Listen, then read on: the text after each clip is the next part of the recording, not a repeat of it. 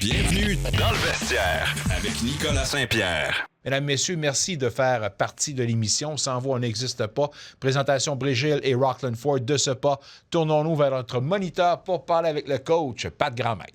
Un gars de Hall ayant joué au hockey en LHJMQ universitaire en Europe, depuis 10 ans, il dirige les champions en titre au Canada, les GGs de l'Université d'Ottawa. Voici le coach Patrick Grandmaître. On a de la boue dans le toupette, coach, et j'imagine que pour vous autres, ça doit être le cas aussi. Vous avez déjà une deuxième ronde d'entamer dans les séries éliminatoires. Première rencontre, on va parler que vous affrontez une des meilleures équipes au pays, les Patriots de l'UQTR, et la première rencontre s'est avérée quand même une défaite pour votre club, mais est-ce qu'on a quand même aimé ce qui s'est passé dans l'ensemble dans cette défaite de 4-1? On a aimé quelques facettes du match, mais c'est certain là, que c'était pas assez pour aller chercher la victoire à Trois-Rivières. Toujours une place très difficile à jouer. Je crois qu'on a été 0-6 en avantage numérique. Dans les séries, là, ça te prend un avantage numérique qui est dangereux. Donc, définitivement quelque chose qu'on a mis l'emphase en pratique aujourd'hui. On a quand même généré beaucoup de chances à marquer. Notre échec avant était très, très bon. Mais c'était pas assez. L'UQTR, là, c'est la première place dans notre conférence. Donc, pour battre une bonne équipe comme ça te prend un match là, presque parfait. On est content d'être de retour à la maison demain. On va chercher la victoire, là, puis ensuite forcer le match ultime, match numéro 3, qui serait dimanche à l'UQTR. Une des facettes qui pourrait certainement aider votre cause, c'est l'avantage numérique 0-6 dans le dernier match. Chose, probablement, ça vous a fait mal aussi, là. Oui, exactement. Tu ne peux pas avoir des succès dans les séries sans avoir un avantage numérique qui contribue à l'attaque. Le positif là-dedans, c'est qu'on a généré beaucoup d'avantages numériques. Notre discipline a été très bonne. On a été sans relâche. On a créé des punitions avec des deuxièmes efforts. Mais c'est certain là, que notre exécution doit être meilleure. On a manqué d'opportunisme sur quelques occasions. Mais c'est certain là, qu'il va falloir trouver une façon là, de marquer un but là, sur un de nos avantages numériques demain. Vous avez le dernier changement puisque la série se transporte maintenant à domicile. Il y a certainement un avantage à ce niveau-là quand tu affrontes un club comme l'UQTR. Mais est-ce qu'on doit s'attendre à avoir un changement au niveau de la stratégie ou pour toi, vous allez continuer ce que vous avez entrepris depuis le début de la saison, là?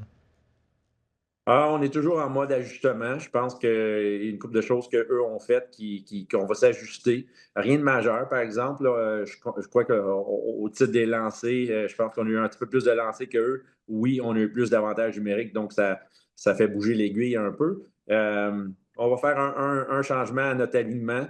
Mais le reste là, va rester semblable à ce qu'on a joué là, dans la première ronde et ces choses-là. Donc, pas grand-chose de différent. On remet l'épaule à la roue. On devrait avoir le vent dans les roues à la maison sur notre glace qui est très rapide. Donc, très hâte à ce duel demain. Je ne sais pas comment ça se sent, vous vous sentez à l'interne, mais des séries qui se passent tellement rapidement, des 2-3, la pression tombe tout de suite sur les épaules de l'équipe qui perd le premier match. Comment vous gérez tout ça, vous autres? Écoute, c'est dans le monde de la psychologie sportive, là, tu fais avec ce que tu peux faire, ce qui est devant toi, ce qui est derrière toi, tu essaies d'apprendre de ça. Mais il ne faut pas trop s'en faire avec ce qui est derrière nous.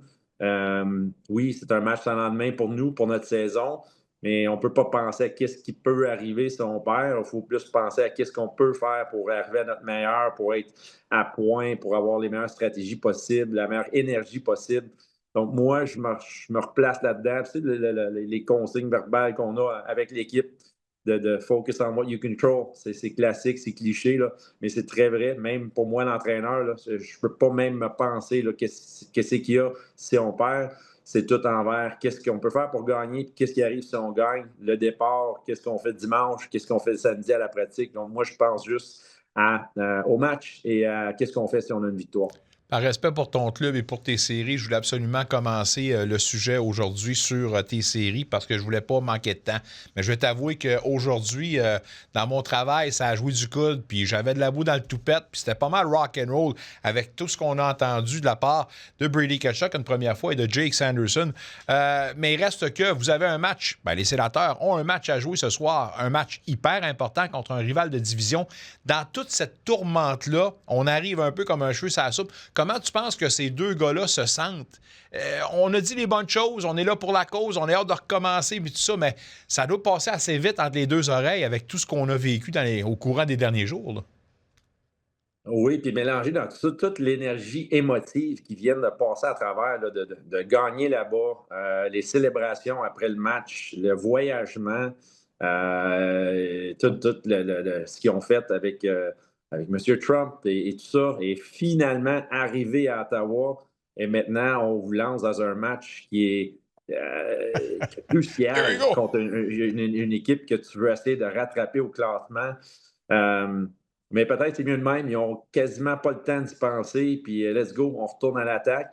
Les Sénateurs ont quand même une belle profondeur, mais ils misent beaucoup sur ces deux joueurs-là. Donc, le plus vite qu'on peut les avoir à leur meilleur, le mieux que c'est. Je ne pense pas que Sanderson a autant de charge physique et mentale qu'il y a eu sur lui. Il n'a pas Ouais. joué autant. Donc, je crois que lui, là, il va arriver fin prêt, peut-être plus prêt que certains joueurs des Sens et des Red Wings, parce que lui a été très actif là, dans les 2 dernières semaines. Mais c'est certain, là, écoute, là, on ne se le cachera pas, là, c'est tout un challenge personnel de naviguer à travers toutes ces choses-là. Quoi dire, quoi pas dire, qu'est-ce que le monde va penser ici et ça. Et je dois jouer un match et je dois Ouais. avoir un impact positif sur le match. C'est beaucoup à jongler en même temps, c'est certain. Parce que là, tu as tout le bois dont on parle depuis quelques jours déjà. Et là, si jamais ces gars-là, plus Brady encore une fois, devaient connaître un match ordinaire, imaginez le taux de mécontentement. Puis un peu tout commencer justement avec le genre d'accueil auquel tu t'attends. Tu crains-tu un peu le début de la rencontre puis les cérémonies d'avant-match? Je vais dire oui et non. Malheureusement, là, dans l'auditoire de l'assistance des sénateurs, on parle d'une équipe des Red Wings, il va y avoir plusieurs partisans des Red Wings. Donc, pour moi, là, quand ils vont annoncer Brady Tkachuk, qui gagne la médaille d'or, ces choses-là, c'est possible qu'il y ait des huées, mais il y a tellement de partisans des Red Wings. Je ne dis pas que ça va être moitié-moitié, mais il va sûrement avoir un cinquième des partisans des Red Wings dans l'estrade. Est-ce que c'est ces gens-là qui vont huer Brady? Donc, comment est-ce que ça va être perçu de la part du capitaine? Comment différencier c'est qui l'a eu ou pas? Moi, j'espère qu'il n'y a pas personne qui l'a eu. Mais écoute, il y a les thick skin, on dit, hein? Ils ont la Ouais. peau épaisse. Et ces gars-là, on en a vu d'autres. Et puis, peut-être, ça va juste le carburer là, à prouver qu'il est le capitaine puis il est le leader de cette équipe-là puis qu'ils veulent aller pour une grosse poussée pour les séries. Tim, je touche ça, une décision d'avant-match. Ça serait pas bien débuter cette portion tellement importante du calendrier sans les services de ton centre numéro 1, pardon. On a vu l'Arcellaire prendre des répétitions sur la première unité. On s'entend, c'est un effet diachinon. Mais dans l'ensemble, tu parlais de profondeur tantôt. Une des raisons pourquoi on va chercher un gars avec tellement d'expérience comme l'Arcellaire, c'est pour compenser justement la perte d'un joueur important à un moment donné. Alors l'Arcellaire, sans dire qu'il va changer du tout au tout puis qu'il va remplacer le 18, reste que c'est quand même une bonne addition pour aider justement, un tant soit peu, la perte potentielle d'un Tim Stützle. Oui, exactement. Je pense pour pallier pour une courte durée, oui, mais on peut pas penser là, à essayer de rattraper Non, non. 7, 8, 9 points au classement là, avec LR comme tu as un de tes deux premiers centres. Euh, Tout cela, il génère tellement de temps de possession et de chances de marquer. Très intelligent avec la rondelle aussi. Là. Et oui, la rondelle lui colle sa palette et il est un bon fabricant de jeu aussi. Donc, aussi, une des choses, je pense, qui génère beaucoup de punitions contre lui. Donc, toutes ces choses-là, là, on enlève ça et on pousse un vétéran qui, oui, est capable de faire le travail. Là. On pense aussi à Claude Giroux. Je pense qu'il va avoir plus de responsabilités offensives, de l'avantage numérique peut-être. Euh, mais écoute, c'est pas quelque chose qu'on veut que ça dure trop, trop longtemps. Ça, c'est sûr et certain. Hâte aussi de voir comment va se comporter Linus Ullmark. Pour moi, avec 25 matchs, je m'attends ni plus ni moins à une vingtaine de matchs pour lui au minimum. Es-tu curieux de voir comment lui va réagir? Et j'espère, évidemment, que ce repos-là lui aura fait grand bien.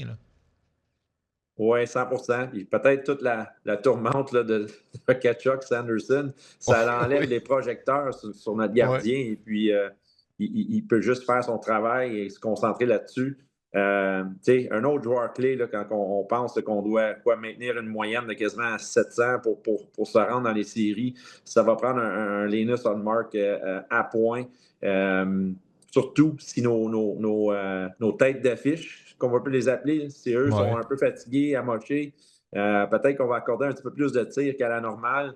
Ça va être important là, que Hallmark il répare quelques erreurs de plus que d'habitude. et puis qu'on soit capable de trouver une façon d'aller chercher des victoires à 2 points, pas juste des 1 point ici et là. Hyper important. Avant de te laisser, petite dernière pour toi. Avant la pause, il y a Détroit qui a perdu 4 de ses 5 derniers matchs. Les Sénateurs, au contraire, ont remporté 5 de leurs 6 derniers matchs avant cette dite pause. Y a-t-il encore une portion du momentum engrangé avant cette pause-là que tu peux amener dans un match comme celui-là, ou pour toi, il y a tellement eu de temps de repos que ça n'a aucun effet là-dessus? Je pense que ça n'a aucun effet au début du match, mais admettons que la première période ne va pas bien pour les Red Wings. Il y a des fois le symptôme de « Ah non, pas ça encore ». Les Sénateurs, ils étaient sur une belle lancée, effectivement. Eux aussi, s'ils commencent, ils ont un bon début en première période, ils ont déjà le vent dans les voiles. Mais je pense qu'en commençant, tout le monde repart à 0, mais c'est la fragilité, je pense, des fois, de la confiance. Ça va être intéressant à suivre. Je pense qu'on regarde tout le classement général, puis tu peux identifier 1 ou 2 équipes que les Sénateurs pourraient rattraper. Là. Je pense vraiment là, que les Red Wings, c'en est peut-être une.